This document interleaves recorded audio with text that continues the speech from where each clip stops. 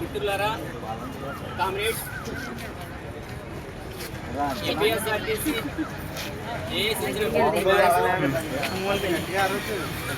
హాజరైనటువంటి కార్మిక సోదర సోదరీమణులందరికీ జేఏసీ తరఫున విప్లవాభివందనాలు తెలియజేస్తున్నాను. ముఖ్యంగా రాష్ట్రంలో 4 డిపోలని పూర్తిగా మూసివేయడం, 12 డిపోలని పాక్షికంగా మూసివేయడానికి రంగం సిద్ధమైనటువంటి స్థితిలో మనం తాడో పేడో చావో రేవో తేల్చుకోవడం కోసం మనం ఇక్కడ పోగుపడ్డామనే విషయాన్ని మీకు తెలియజేస్తూ ఉన్నాను. ఎందుకంటే 41 బస్సులంట రావులపాలెం, నెక్స్ట్ వచ్చే 1450 బస్సుల్లో రావులపాలెం మొత్తం క్లోజ్. ఇంకా డిసెంబర్ నాటికి రాజమండ్రి డిపోలో 50% మాత్రమే. అంటే సెక్యూరిటీ వారికి కూడా పని తగ్గిపోతుంది, ఎందుకంటే ఆ ఎలక్ట్రికల్ బస్సులు వాళ్ళు చూడమన్నారు. కనుక రాజమండ్రి డిసెంబర్ నాటికి రాజమండ్రి రూపం అంతా మారిపోతుంది. ఆల్రెడీ 4 డిపోల్లో ఉన్నటువంటి సిబ్బంది వేరు ప్రాంతాలకు వెళ్ళి పాపం వృద్ధులైనటువంటి ముసలి తల్లిదండ్రులు, చదువుతున్నటువంటి పిల్లల్ని అగమ్య గోచరమైన స్థితిలో వేరే డిపోలకు పోయి అక్కడ పని చేయాల్సినటువంటి దుస్థితి ఈవేళ రాష్ట్ర ప్రభుత్వం కల్పించింది. ముఖ్యంగా ఈవేళ పినాకిల్ అనే దాన్ని మనం ఎందుకు వ్యతిరేకించాలి అంటే, ప్రైవేటీకరణ అంటే పినాకిల్ వాడు ప్రైవేటీకరణ కాదు, వాడు మన రక్త మాంసాలను పీలుస్తాడు. ఎందుకంటే డ్రైవరు, కండక్టరు, మెకానిక్ అంతా కూడా అవుట్సోర్సింగ్ పద్ధతిలో నియామకం జరుగుతుంది అక్కడ. అంటే వాడికి లాభాలు ఎక్కడి నుంచి వస్తాయంటే, ఒక పక్కన 78 రూపాయలు 72 రూపాయలు కిలోమీటర్కి గవర్నమెంట్ ఇస్తూ ఉంటే అది సరిపోదన్నట్లుగా 13,000కి 14,000కి 15,000కి సిబ్బందిని రిక్రూట్ చేసుకుని వాడు వ్యాపారం కొనసాగిస్తాడు. కనుక ఈవేళ ఈ స్వతంత్ర భారతదేశంలో మనకి ఎన్నో రకాలైనటువంటి హక్కులు మనం కట్టబెట్టి అనుభవించినటువంటి స్థితిలో ఈవేళ పినాకిల్ వాడికి మన శ్రమని కారు చౌకగా ఈ రాష్ట్ర ప్రభుత్వం ఇవ్వాలని చూస్తూ ఉంది. ఇదే ప్రైవేటీకరణ అంటే. కనుక ఖచ్చితంగా ప్రైవేటీకరణను మనం వ్యతిరేకించాలి, పినాకిల్ చేసే ఈ దోపిడీని మనం వ్యతిరేకించాలి. ఇంకా ముఖ్యమైనది, ఇవాళ పినాకిల్ వాడికి ఒక ఎకరం స్థలం లేదు, ఇక్కడ ఒక డిపో లేదు, ఇంకా చెప్పాలంటే బస్సులు కూడా లేవు.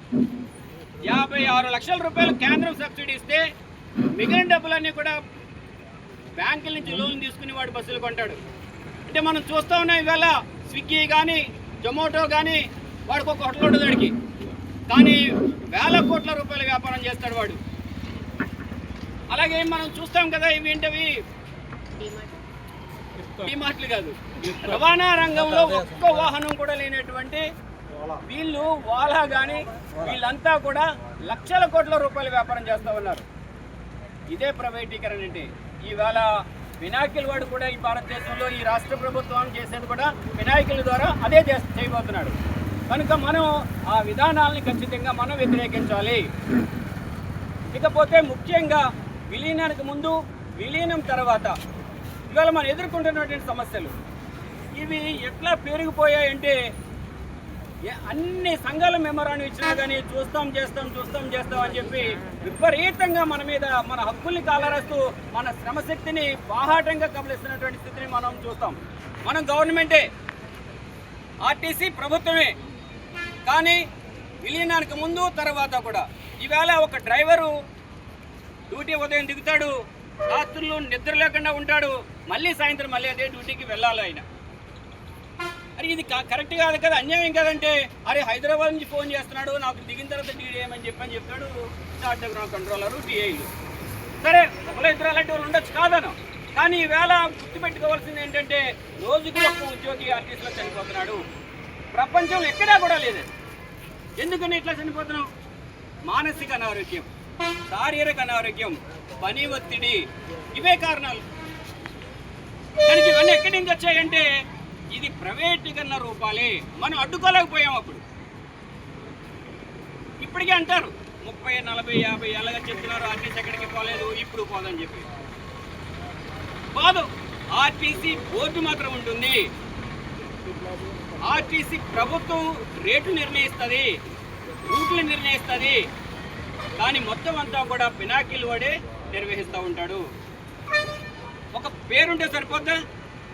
కనుక పేరు కాదు కావాల్సింది. ఈ భారతదేశం నుంచి బ్రిటిష్ వాళ్ళని మనం వెళ్ళగొట్టిన తర్వాత ఇదంతా మందే అంటే మన ఆస్తులన్నీ కూడా పినాకిల్ కొడుకిచ్చి ఇది ఆర్టీసీ ఎక్కడికి పోదు ఉందని చెప్పంటే మనం ఎవరు నమ్మే స్థితిలో లేము.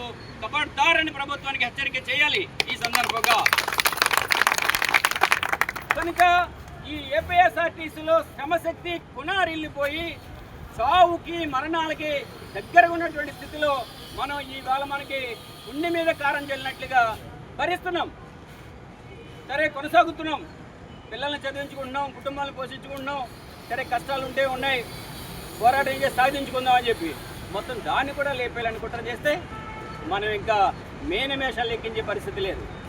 కనుక రేపు ధర్నాకి చిరంజీవి అన్నట్లు ఒక రోగి అయితే మంచం మీద ఉండాలి, మిగిలిన వాళ్ళంతా కూడా ఇక్కడ గేట్లో ఉండాలి.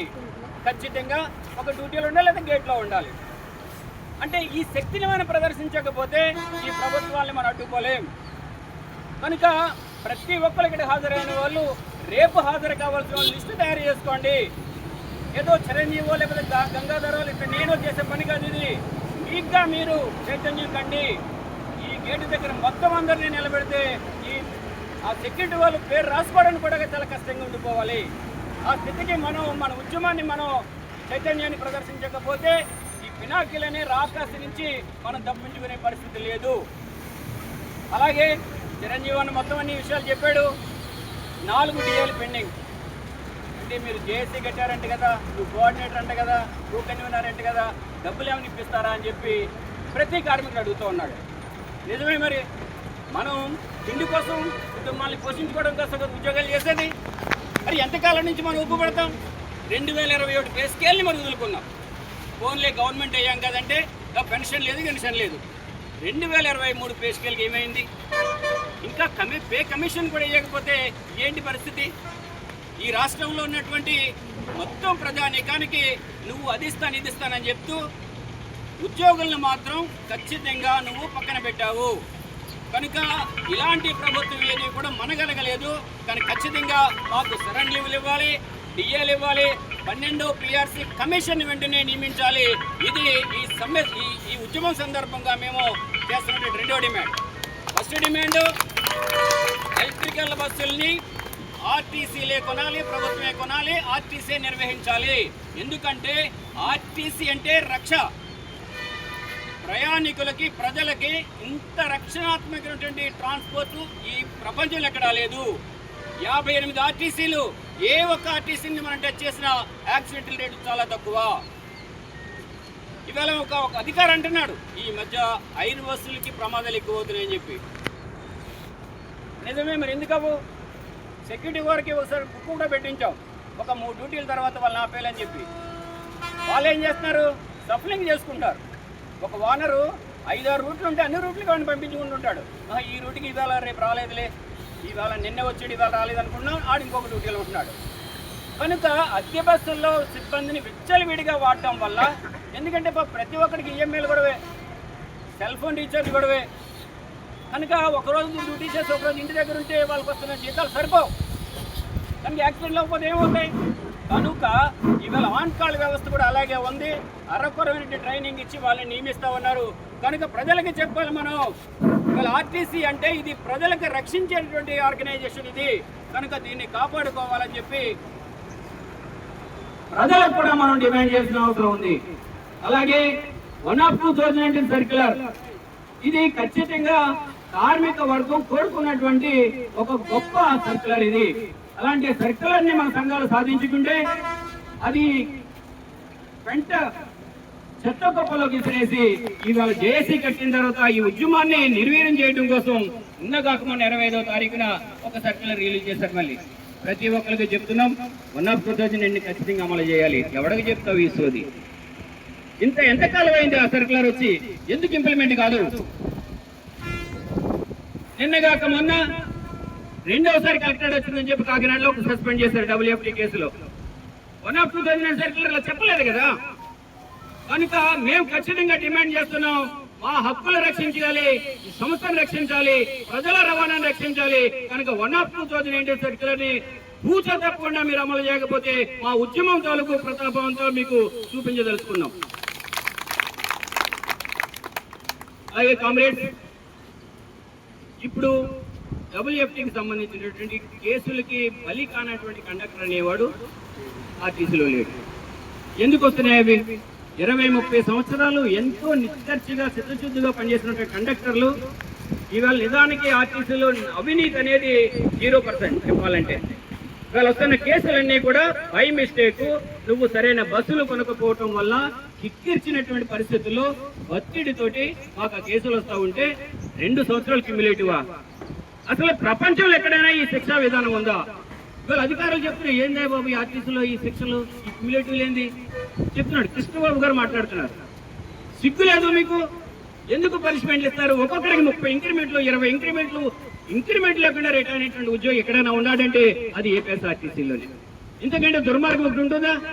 అంటే మనం సరేలే ఇదంతా మందే అని చెప్పి మనం ఓపు పడతా ఉంటే మన ఓపుకి వీళ్ళు ఈవేళ గొప్ప పరీక్ష పెట్టారు. కనుక ఈ వినాయకుల రూపంలో మన ఓపికంతా కూడా ప్రదర్శించి మొత్తం ప్రభుత్వానికి గుణపాఠం చెప్పాలని ఈ సందర్భంగా మీకు తెలియజేసుకుంటూ, కామ్రేడ్స్, విద్యుత్ బస్సులకు సంబంధించి ఖచ్చితంగా ఇది ఒక ప్రభుత్వ ఆస్తుల్ని ప్రైవేట్ వాళ్ళకి దారాదత్తం చేసే దాంట్లో ఇది పరాకాష్ట కాదు, ముందు కాదు, వెనక కాదు.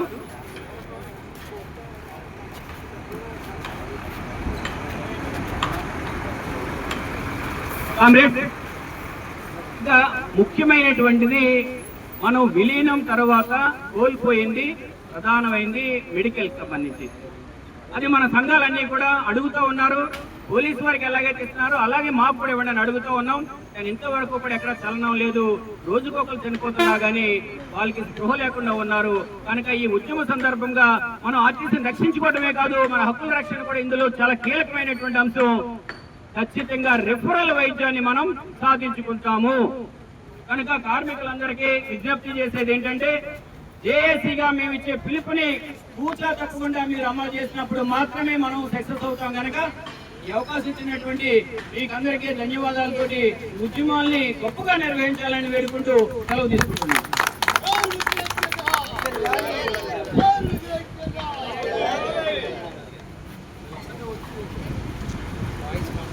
ఈఎంఆర్ రాజు గారిని ఓట్ ఆఫ్ థ్యాంక్స్ చెప్పాల్సిన కోరుతున్నామండి.